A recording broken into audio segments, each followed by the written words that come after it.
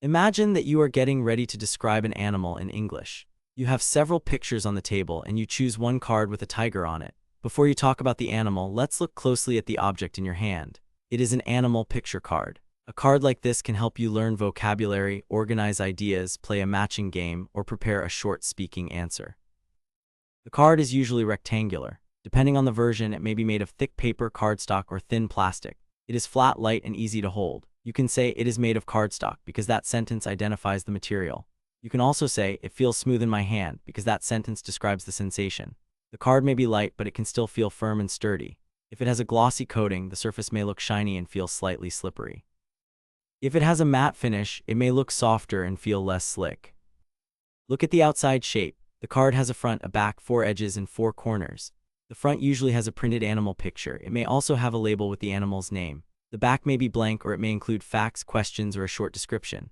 The long sides can be called the side edges. The shorter sides can be called the top and bottom edges. The corners may be sharp and square or slightly rounded depending on the design. A basic sentence is, "This is a card." A clearer sentence is, "This is an animal picture card." A more detailed sentence is, "This is a lightweight rectangular picture card with a printed tiger on the front and a short animal label underneath." Notice how each version adds useful information without becoming unnatural. Now let's think about how the hand interacts with the card. You can pick it up by placing your thumb on the front and your fingers on the back. You can also grip one edge gently. Grip means hold something firmly enough that it does not slip. You do not need a tight grip because the card is light. Hold it steady means keep it still while you look at the picture or point to a detail. If several cards are lying on the table, you can slide one card toward you. Slide means move something smoothly across a surface. You can say, "I slide the tiger card out of the row." Push is more general and may sound less controlled. Slide is especially natural when the card stays flat against the table.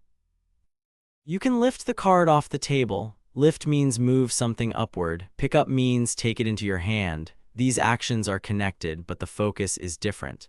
I lift the card focuses on the upward movement. I pick up the card focuses on taking and holding it. Now turn the card over. Turn over means move the object so the other side faces up. You may also say flip it over when the movement is quick and light. Flip often suggests a faster motion. A careful teacher may slowly turn the card over. A player in a matching game may quickly flip it over. Do not say open the card unless it actually folds or opens. A normal picture card does not open, it turns over. You can point to the tiger's stripes, tap the label, or trace the outline of the animal with your finger. Point to means direct attention towards something. Tap means touch lightly and quickly. Press means push with more controlled force. You normally tap a printed word. You do not need to press hard because the picture will not change. Suppose the card has a protective sleeve. A sleeve is a thin cover that the card slides into. Hold the sleeve open with one hand. Line up the bottom edge of the card with the opening, then slide the card in slowly. Line it up means place it in the correct position before moving it. If the card catches on the edge, do not force it. Pull it back slightly, straighten it, and try again. This prevents the corner from bending. You may have a stack of animal cards. A stack is a neat group of flat objects placed one on top of another. You can stack the cards, spread them out, arrange them in a row, or fan them out in your hand. Fan them out means hold them so that part of each card remains visible. You can also sort them into groups. For example, you might sort them by habitat, diet, size, or animal family. Let's connect the object to useful animal language. You pick up the tiger card and say, "A tiger lives in forests. It has sharp teeth and strong legs. It can run quickly. It is a carnivore, which means it eats meat." Then you choose a whale card. A whale lives in the ocean. It has a blowhole and fins. It is a mammal, so it breathes air. Then you choose a camel card. Camel lives in dry regions. It has a hump and long eyelashes. Its eyelashes help protect its eyes from blowing sand. The card helps you move from a one-word answer to a complete description. A very basic answer is tiger. A better answer is "This is a tiger." A stronger answer is "This is a tiger and it lives in forests." A detailed answer is, "This card shows a tiger, a powerful carnivore with sharp teeth, strong legs, and striped fur. It lives in forests and can move quickly when it hunts."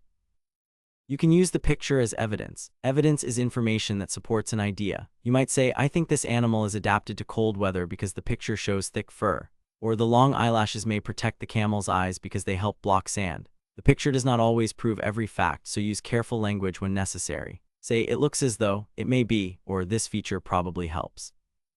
Picture cards are also useful for comparing animals. Place two cards side by side. Side by side means next to each other. You can say, "The lion is heavier than the fox, but the fox looks more agile." You can compare habitats. The whale lives in the ocean whereas the camel lives in a dry environment. You can compare diets. A lion is a carnivore while a panda mainly eats bamboo.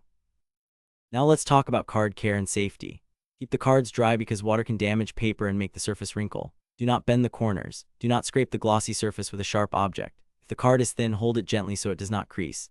A crease is a line caused by folding or bending. Be careful with stiff paper edges because they can sometimes cause a small paper cut. When you finish, line up the cards, place them back in their box, and make sure the lid is secure. Here is a complete real-life description. I pick up a rectangular animal picture card from the table. It is light, flat, and made of firm cardstock. The front has a colorful picture of a tiger and the animal's name is printed along the bottom. I hold the card around one side with my thumb on the front and my fingers on the back.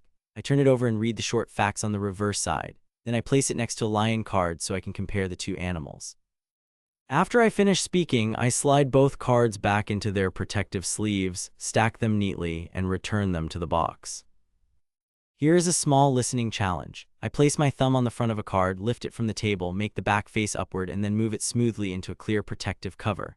What actions did I perform? I picked up the card, turned it over, lined it up with the sleeve, and slid it inside. Notice that I did not open the card and I did not push it in carelessly. I turned it over and slid it into place. The next time you use a picture card, do more than name the picture. Describe the object, handle it naturally, and use it to build a complete answer. You can pick it up, hold it steady, turn it over, point to a detail, compare it with another card, and slide it back into its sleeve. Those small action verbs make your English clearer, more precise, and more natural.